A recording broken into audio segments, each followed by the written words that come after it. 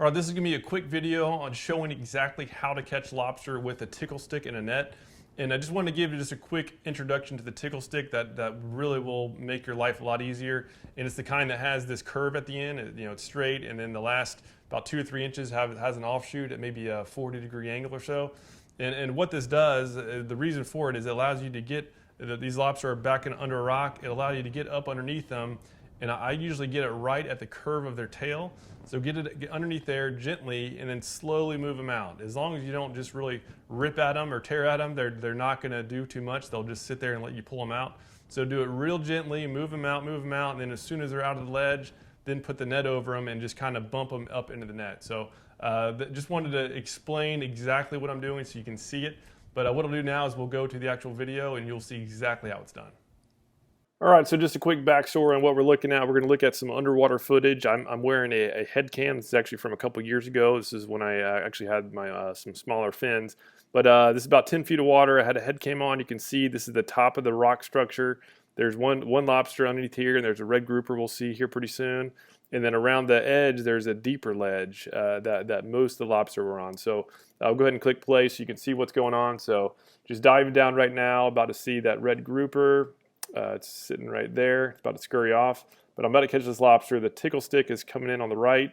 You can see I'm just slowly getting out of there, and then it goes right into the net. So nice little easy thing. And as you can see here, I will pause it here. Maybe I'll wait a little bit longer, but it's very important to wedge the lobster into the mesh. At this point, I didn't have my gloves. I just dove down.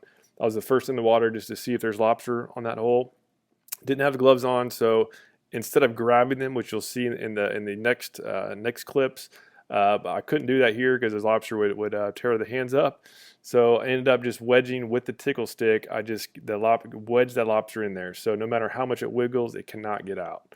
So I'll go ahead and go back to playing. So this is the next one. I grabbed another net. I'm wearing gloves now, fortunately. And again, it's just about getting on there, just being gentle with them, getting the ones on the edge first before you go with the ones that are deep in there. So this is kind of a rookie mistake here. I got the net too close to it, so its antenna felt the net, and it was already scurrying away. So be careful to not get the net too close. I actually now keep the net much further away until it's all the way out of the actual edge, but of course it still works. So. Another one here. This one's on the very far edge, so it was a nice easy pickings there.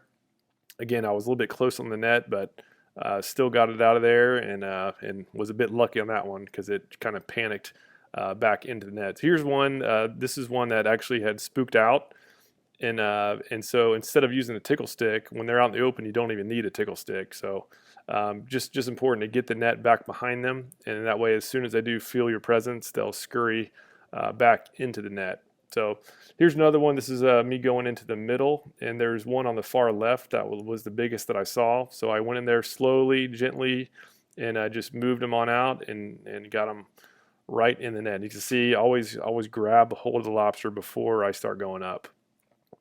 So here's, I believe this is my favorite one. It's the one that was in that hole that's going straight down. It's probably the toughest one to get, but again, just go down there. I was real gentle with it. I got back underneath its legs and just slowly moved them up and got them right in the net. So that ended up working out much better than I thought it would when I first saw it down there. But here's a bonus catch. It's pretty cool. Apparently flounder are not very common down in the Keys, and I saw this one move around and then stay right in that spot. So I thought I'd give it a try to net them, and sure enough, got them. It was pretty cool. It's about a 14-incher. But anyhow, that's lobster, and you can see it's really not that difficult. The most important thing is just to not panic. Just be relaxed, and that'll help you, first of all, have a longer breath hold. But more importantly, if you're getting all panicky or jamming the lobster with the tickle stick, all you're going to do is spook them out, and they're going to be tougher to get. So just be relaxed, pick them off one at a time, start on the edges and work in, and you should have a good time lobster. And you can see we had a nice catch there, nice fun day. All right, well, that's just the overview of how to catch lobster with a tickle stick and a net. while snorkeling. If you do have any questions at all, you can just leave a comment down below. I'll be more than happy to help out. I do check the comments frequently, so please let me know if you have any questions. Otherwise, just thank you so much again for watching this video, for taking the time. We're thrilled to have you on board here, and I hope you can get out on the water soon and catch you some big ones.